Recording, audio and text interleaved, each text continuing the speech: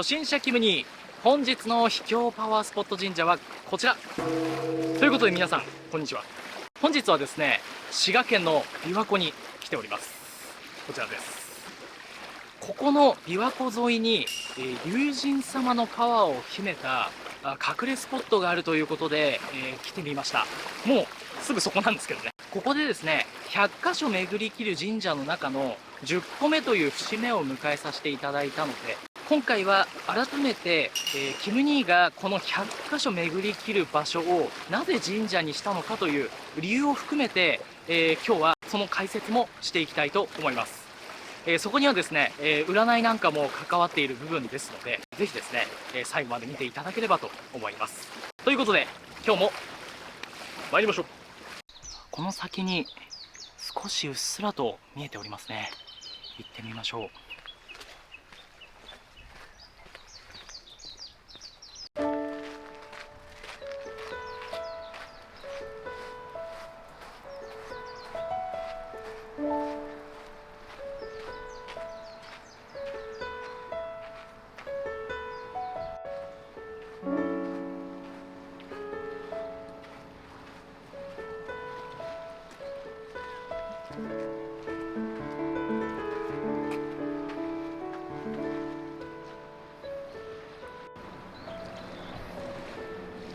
非常にいい景色なところですね。さあ、そして龍神様の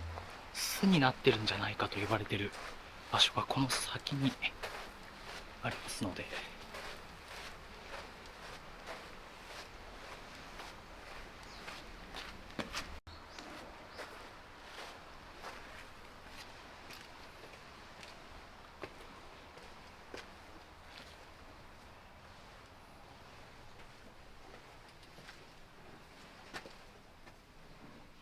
龍神の巣とも言えますね。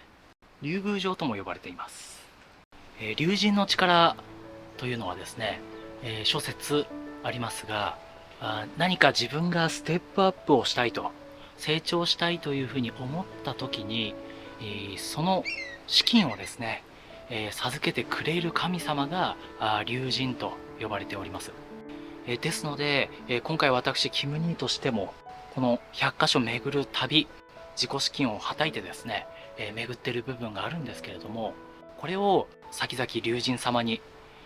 金運として助けていただくためにも、こういう場所を巡らさせてもらっております。皆さんもですね、この龍神様に一緒にですね、成長したいと思われる方は特にお祈りを捧げて、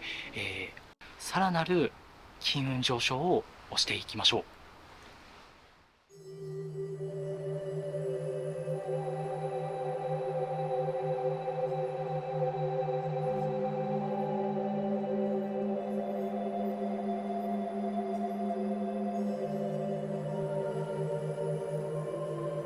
あそこに見えますね。白い糸のようにまっすぐになってるんですけれども、龍神様も迎え入れてくれてますね。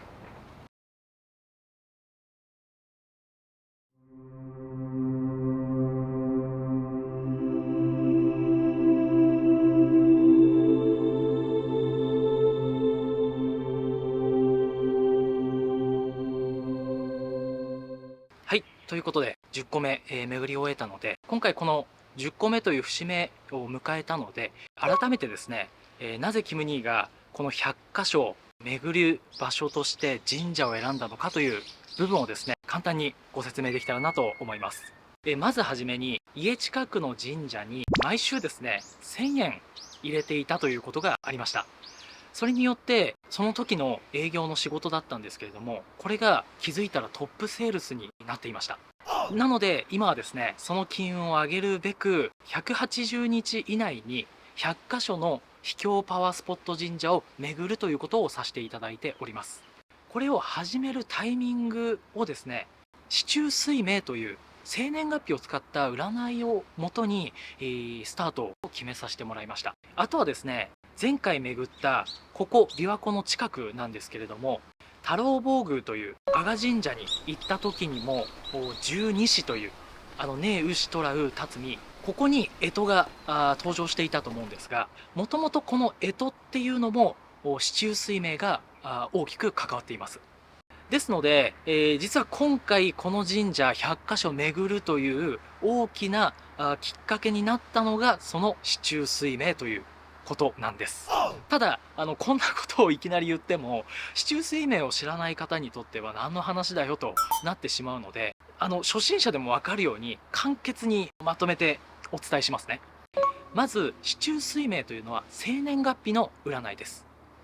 ですので私平成元年6月24日生まれなんですけれども、当然ながら私と同じように、例えば同じ病院で横で並んでいるあそこで同じ日に生まれた子というのは基本的には性格タイプは全員一緒ということになります。もちろん細かく言うと時間ごとによって少し変わるというのはあるんですけれども、その日に生まれた時点でタイプというのは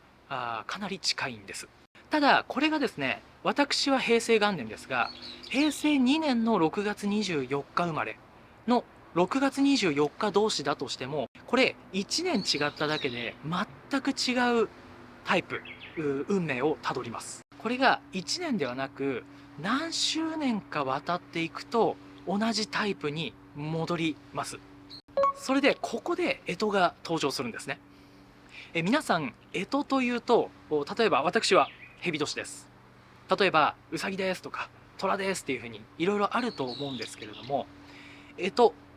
これは厳密に言うとねえ牛虎うたつみ馬羊猿鳥犬いというふうに全部で12個ありますよね。ですのでこれを別名十二支と言います。実際に太郎坊宮に行った時にも十二支の御神像という十二支という言葉が使われていました。これは干支っていうのは漢詩っていうふうに書きますよね。この漢詩の中の詩の方に関わっているのがねえ牛虎う辰巳なんです。じゃあもう片方の漢の方は何が来てるのという部分なんですが、これはですね、甲乙丙丁戊己庚辛壬己っていう、もしかしたら皆さん例えばアパートを借りる時ですとか何か契約をする時に、契約書の中にですね甲と乙っていうふうにあなたと例えば私のような名義を表す時に出てくるのが甲乙丙丁なんですね。なのでこれを全部合わせると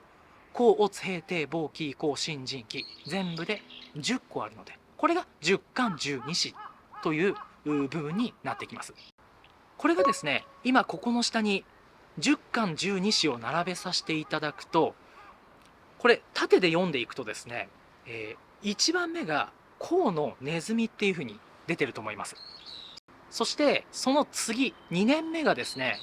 乙の牛になってますよね。ですので、例えば私ネズミ年ですっていう方も厳密に言うと甲のネズミ年に生まれたということになるんです。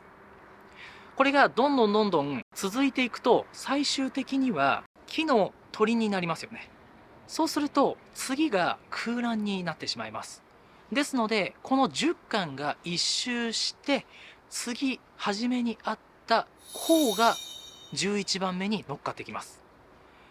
となると次はオツのイで12番目が終わるんですね。そうするとこれがずっと続いていくとですね、徐々に徐々にこの10個と12個の間でズレが生じていきます。これがやがて項の死に一周して戻ってくるタイミングが来ます。でこれは何年目にさて戻るでしょうかという、すいません、私が以前学校の先生で数学をやらさせてもらってたので、クイズ形式でやらさせてもらってるんですけれども、この10巻と12子、これは数学の問題で言えば10という数字と12という数字の最小公倍数になる数字で一周戻ってきます。そうすると10を例えば10、20、30、40、50って、倍していっ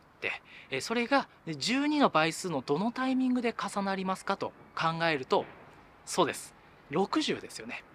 これ60年で甲のネズミに戻るんです。となるとこれ60年で暦が帰ってくる。つまり60歳になると暦が帰ると書いて還暦というふうに言うんですね。だからこれ暦が帰ると元に戻るので、60歳になると着るものがありますよね。それのことを赤いちゃんちゃんこと言うんですが、これは赤ちゃんに帰るから赤いちゃんちゃんこを着ましょうという意味でもあるんです。ちなみに河野ネズミ、この年に誕生したのがあの甲子園球場です。他にもね、名前の由来になっているものっていうのはあるんですけれども、そもそもこの四柱推命を誰が最初に使ってたのかっていう、何のために登場したのかっていう部分ですよね。これはもともと中国の4000年の歴史から始まっております。おそらく諸説ではありますが、中国の方がですね、4000年にわたって、この日に生まれた人はこういうタイプだ、あの日に生まれた人はああいうタイプだっていうふうに統計を取ってですね、やってきたものではあるんですが、これを王様が使おうとしたんです。中国で、仮に皆さんが王様だという立場になっていただければと思うんですけれども、自分の国が先々繁栄するために、長く続くためにはやはり自分王様一人だけの力ではなく、自分の子供ですね、後継者によりカリスマ性を持った子を産みたいというふうに考えたんです。となるとどうすればそのカリスマを持った子が生まれるのかということを考えた時に、おそらく中国の宦官のような方がですね調べて持ってきたんでしょうね。どうやら生年月日でその子の星が決まるというふうに、なったそうです。でそれを知った王様はですね、ちなみに星っていうのはその日に生まれると書いて星っていうふうに書きますよね。ここからこの言葉は来ております。そこでじゃあ王様はこの日に自分の子供が生まれればカリスマ性の持った子になるのねって分かったんですけれども、さすがに子供を産むってなってもですね、十月10日ぐらいの期間は大体およそはつきますが、この日に産みなさいってなったらこれは不可能なんですよ。そこでこの日に強制的に産ませるための手術、お腹を切って赤ちゃんを取り出す手術の方法が誕生したんです。そう、それが帝王切開というものなんですね。なぜここで帝王という言葉が使われているか、ここに来てます。すごいですよね。本来帝王切開というのは皆さん日常で普通に使っている言葉ではありますが、もともとはこの日に産みたかった自分の子供を、帝王となる子供を産ませるための切開手術だったから帝王切開という言葉があったんです。ちょっと話は長くなったんですけれども、実は私占いとか神社っていうのは全く信じていませんでした、昔はですね。ただこの話を聞いた時にものすごく自分の中で衝撃が走ったんです。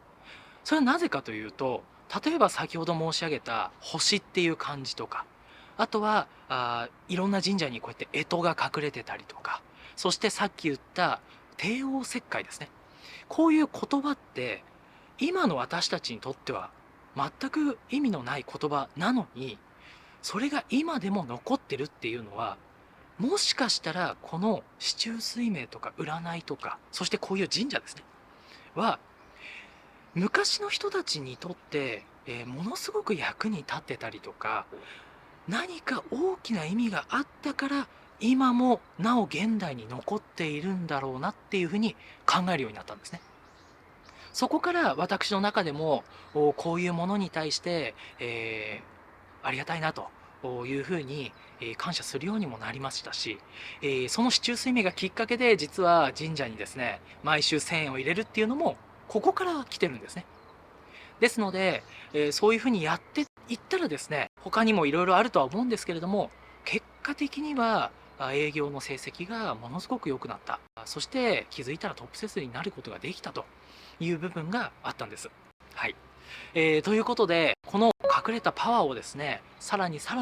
私の中では追求して、そして日本にはまだまだ知らない神社がたくさんあります。私もまだ10個しか巡ってないんですけれども、残りの90個、これを巡っていきたいと思います。皆さんもですね、私まだまだ神社のことはもう本当に全然初心者で、これから勉強していこうと思っているんですけれども、皆さんもですね、実際パワースポットって言っても何がどうすごくてどうすればいいのっていう風に分からなくて困ってる方もたくさんいらっしゃると思うんですよね。ですので、一緒に学びながら共に運気を上げていくっていうことをやっていけたらなと思っております。これからですね、残り90箇所、私の変化もですね、含めて楽しんでいただければと思いますし、ちなみに今回この10個巡って一番実感したのは、肌ツヤがめちゃくちゃ良くなりました。まあ、仕事から解放されたとか、いろいろ諸説はあると思うんですけど、それぐらい実感をもうすでに感じている部分なので、ぜひ、これからもよろしくお願いいたします。ということで、気に入っていただけたら、高評価ボタン、チャンネル登録、よろしくお願いいたします。では、ありがとうございました。